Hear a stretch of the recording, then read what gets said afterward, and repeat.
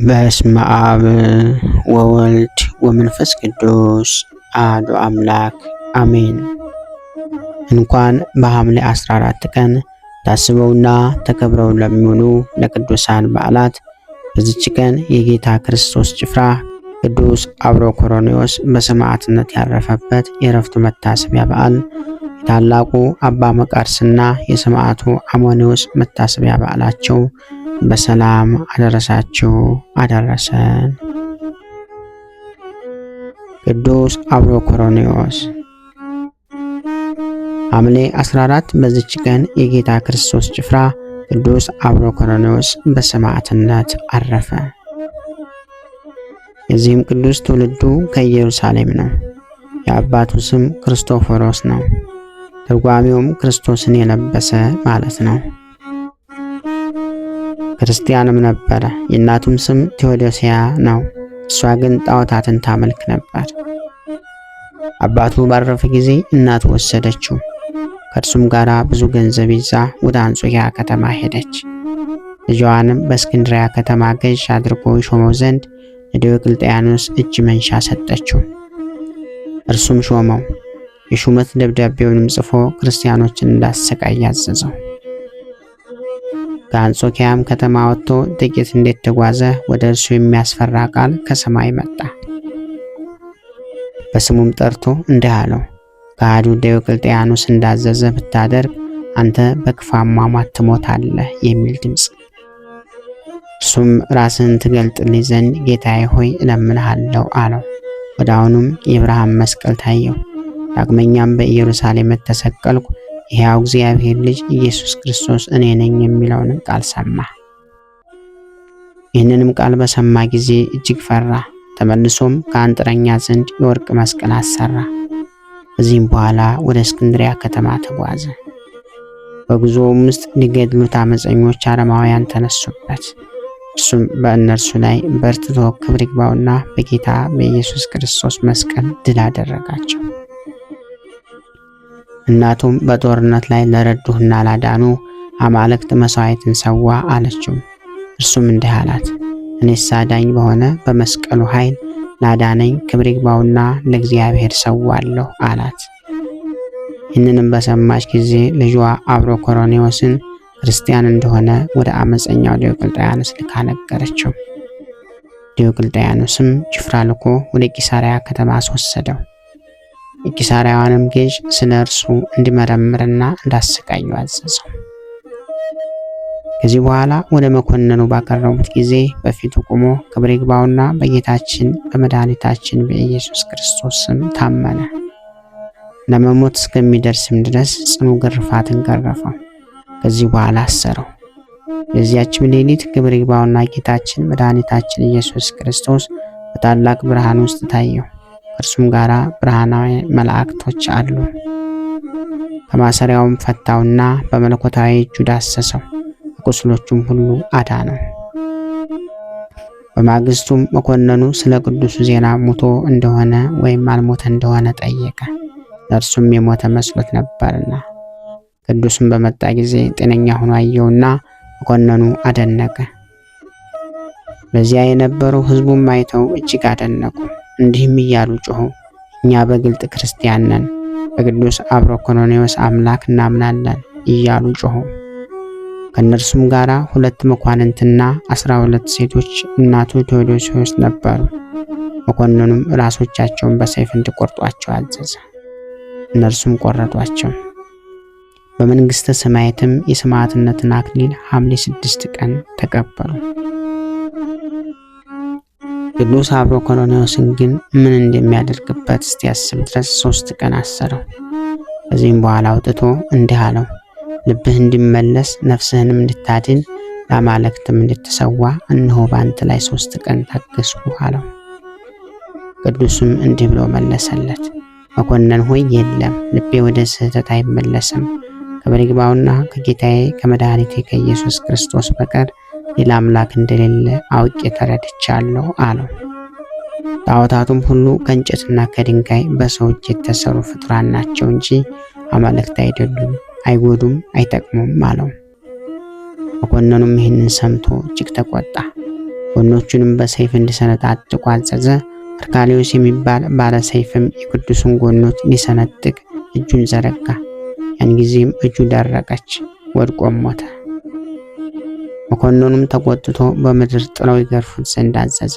እንዳዘዘም ገረፉት። በሰይፍም ጎኖቹን ሰንጥቀው በቁስሉ ውስጥም መጻጻ ጨመሩ። እስከ ወህኒ ቤትም ድረስ በእግሩ ጎተቱት። በዚያም 2 ቀኖች ኖረ። ከዚያም በኋላ አውጥቶ እሳትን በተመላሽ ጉድጓድ ውስጥ ጣለው። ብድግባውና ጌታችን መድኃኒታችን ኢየሱስ ክርስቶስ አዳነው፣ ምንም አልነካውም። ብዙ ከማሰቃየቱም የተነሳ መኮንኑ በሰለቸ ጊዜ ራሱን በሰይፍ ይቆርጡ ዘንድ አዘዘና ቆረጡት። በመንግሥተ ሰማያትም የሰማዕትነትን አክሊል ተቀበለ። በዚህ ዕለት ታስቦና ተከብሮ የሚውለው ታላቁ አባታችን ታላቁ አባ መቃርስ ነው። ዳግመኛ በዚህች ዕለት የታላቁ አባ መቃርስ መታሰቢያ በዓሉ ነው። መቃርስ ወይም መቃሪዎስ ማለት ቅዱሱ ለእግዚአብሔር ማለት ነው። ከደቡባዊ ግብጽ ከተወደዱ ደጋግ ክርስቲያኖች የተገኘ ታላቅ አባት ነው። አባታቸው አብርሃም እናታቸው ሳራ ይባላሉ። እነርሱም መጽሐፍ ቅዱስ ላይ እንዳሉት እንደ አብርሃምና ሳራ እጅግ ደጎች ነበሩ። ልጅ ግን አልነበራቸውምና በስለት መቃርሰው ወለዱት። ሲያድጉም በግድ ያለ ፈቃዳቸው ሚስት አጋቧቸው። አባ መቃርስ ግን ወደ ሙሽራይቱ በገቡ ጊዜ አውቀው እንደታመሙ ሆነው ተኙ። ከበሽታዬ ለጥቂት ጊዜ ጤና ባገኝ ወደ ገዳም ልሄድ ብለው ወደ አስቄጥስ በረሃ ሄዱ። መልአክም ተገልጦ ይህች አስቄጥስ ያንተና የልጆች ርስት ናት አላቸው። ወደ ቤተሰባቸው በተመለሱ ጊዜ ሙሽራ እጮኛቸው በድንግልና እንዳለች ሞታ ደረሱ። ከዚህ ቀንም በኋላ እናትና አባታቸውም አረፉ። እርሳቸውም ንብረታቸውን ሁሉ ለድሆች መጽውተው ገዳም ገቡ። ሕዝቡም ደግነታቸውንና እውነተኛነታቸውን አይተው ትንሽ ማረፊያ ሰርተው ሌሎች እንዲያገለግሏቸው አደረጉ። ከዕለታትም በአንድ ቀን አንዲት ሴት ልጅ ከጎረምሳ አርግዛ ሳለ ጎረምሳው አባትሽ ሲጠይቅሽ ከአባ መቃርስ አረገዝኩ በይ ብሎ መከራትና ለአባቷ እንደተባለችው ተናገረች። አባ መቃርስ በግድ ደፍረውኝ አረገዝኩ አለች። ከተማው ሰውም አባ መቃርስን ከበዓታቸው አውጥተው ለሞት እስኪደርሱ ድረስ ደበደቧቸው። መላእክትም በሰው አምሳል ተገልጠው ለልጅቷም ምግቧን እንዲሰጡ ተስማምተው ወደ በዓታቸው መለሷቸው። አባ መቃርስም ለራሳቸው መቃርስ ሆይ እንዲህ ባለ ሚስትና ባለ ልጅ ሆነሃልና ሌሊትና ቀን መስራት ይገባሃል እያሉ ቅርጫቶችን እየሰፉ ለሚያገለግሏቸው ልጅ እየሰጡ እርሱ ሽጦ እያመጣ ብዙውን ለዛች በዝሙት ጸንሳ በሳቸው ላሳበበች ሴት ይሰጡ ጀመር። መውለጃዋን በደረሰ ጊዜ እስከ 4 ቀን ድረስ በጽኑ ስቃይ ቆየች። እውነቱንም ተናግራ ንስሐ በገባች ጊዜ ወደ አባ መቃርስ ዘንድ አደረሷት። ሕዝቡም ሁሉ አባታችን ይቅር በሉን ብለው ከእግራቸው ላይ ሲወድቁ ይቅር ብለዋቸው ቀድሰው አቆረቧቸው። ከዚህም በኋላ መልአኩ ወስዶ አስቄጥስ ገዳም አደረሳቸው። ቅዱሳኑ የመክሲሞስና የዱማቴዎስ በዓት ወደ ሆነች ቦታ አስገብቶ በዚያች በልጆቻቸው ቦታ ላይ በዓታቸውን እንዳጸኑ ነገራቸው። አባ መቃርስ ወደ አባ እንጦንስ ዘንድ በመሄድ በረከታቸውንና ምክራቸውን ይቀበሉ ነበር። ሰይጣናትም በእርሳቸው ላይ የሚያደርሱትን ክፉ ነገር ሲመካከሩ ይሰሟቸው ነበር። በእሳት እያቃጠሉ ፈተኗቸው። የዝሙት መንፈስ እያመጡ ፈተኗቸው። በዚህም ትዕግስትን ቢያደርጉ በሌላም ዓለማዊ ክብርን መውደድ፣ ትዕቢትን፣ መመካትን፣ ታካችነትን፣ ስድብን፣ ሃይማኖት ማጣትን፣ ተስፋ መቁረጥን በልባቸው አሳደሩባቸው። በአጋንንት ምክንያት ይህን እንደሚመጣባቸው አባ እንጦንስ አስቀድመው ነግረዋቸው ነበር። ወደ አባ እንጦንስም በመሄድ በአጋንንቱ የደረሰባቸውን ፈተናና ጾር ነገሯቸው። አባ እንጦንስም አመንኩሰው እንዲጸኑ በመምከር ወደ በዓታቸው ሸኟቸው። አንድ ርኩስ መንፈስ ያደረበት ባህታዊ አግኝቶ ትንሣኤ ሙታንን አላምንም ቢላቸው ሙት አስነስተው አሳይተው አሳምነውታል። ሙቱንም አጥምቀው አመንኩሰው 7 ዓመት በተጋድሎ ኑሮ በሰላም አረፈ።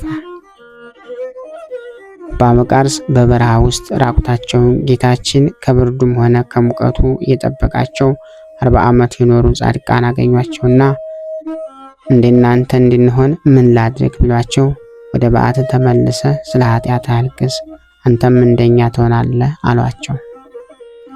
አባ መቃርስም የጻድቃኑን በረከታቸውን ተቀብለው ወደ በዓታቸው ተመልሰው ማልቀስ ጀመሩ። ጻድቁ በመጨረሻም ነፍሳቸውን መላእክት ሲያሳርጓት ይፈትኗቸው የነበረ አጋንንት መቃርስ ሆይ አመለጥከን፣ አሸነፍከን እያሉ ሲጮሁ አባ መቃርስም እስከ ዛሬ ገና ነኝ፣ በጌታዬ በቀኙ ልቁም፣ በግራው አላወቅኩትም ብለው በትህትና መለሱላቸው። በዚህ ዕለት ታስበውና ተከብሮ የሚለው ሌላው ቅዱስ አባታችን ሰማዕቱ ቅዱስ አሞኔዎስ ነው። ዳግመኛም በዚህች ዕለት የሰማዕቱ የአሞኔዎስ መታሰቢያቸው ሆነ። ጨካኙ አርያኖስ የክርስቲያን ደም እንደ ውሃ እያፈሰሰ ወደ እስና አገር በደረሰ ጊዜ ብዙ ሰዎች ተሰብስበው በአባ አሞኔዎስ ስር ተቀምጠው ሃይማኖትን ሲማሩ አገኟቸውና ሁሉንም ይዞ ገደላቸው። አባ አሞኔዎስን ግን አስሮ ወስዶ ለጣዖታቱ እንዲሰግዱና እንዲሰዉ አዘዛቸው። አባ አሞኔዎስ ግን ከንቱ የሆነ የእንቆቅልሽ ጨዋታን ብላሽ የሆነ ነገርህን መስማት አልወድም፣ ረከሱ ጣዖቶችህንም ማየት አልፈልግም ብለው ለመኮንኑ ለአርያኖስ መለሱለት። አርያኖስም በዚህ ጊዜ እጅግ ተቆጣ። አባታችንን በሕይወት ሳሉ እሳት ውስጥ እንዲጣሉ አዘዘ። አባታችንም ወደ እሳቱ ውስጥ ከመጣላቸው በፊት እጅና እግራቸውን እንደታሰሩ ስለ አርያኖስ ጸለዩለት። ጸሎታቸውንም ከፈጸሙ በኋላ አርያኖስም ተመልሶ እርሱም ራሱ ሰማዕት እንደሚሆን በእርሱ ላይ ትንቢት ተናገሩ። ከዚህም በኋላ ወደ አባ አሞኔዎስ ወደ እሳቱ ተወርውረው ያማረ ሰማዕትነታቸውንም በድል ፈጸሙ። የድል አክሊልንም ተቀዳጁ። ስጋቸውንም እሳቱ ከነደደበት ቦታ ባወጡ ጊዜ የእሳቱ ነበልባል ምንም አልነካቸውም ነበር። ከስጋቸውም ብዙ ተአምራትም ተፈጽመው ታዩ። በአባ አሞኔዎስም ትንቢት መሰረት ጨካኙ መኮንን አርያኖስም በመጨረሻ ዘመኑ በጌታችን አምኖ ሰማዕት ሆኖ በክብር አርፎ የሰማዕትነትን አክሊል ተቀብሏል። ለእግዚአብሔር ምስጋና ይሁን። እኛንም በቅዱሳኑ ጸሎት ይማረን፣ በረከታቸውም ከኛ ጋር ትኖር ለዘላለሙ አሜን።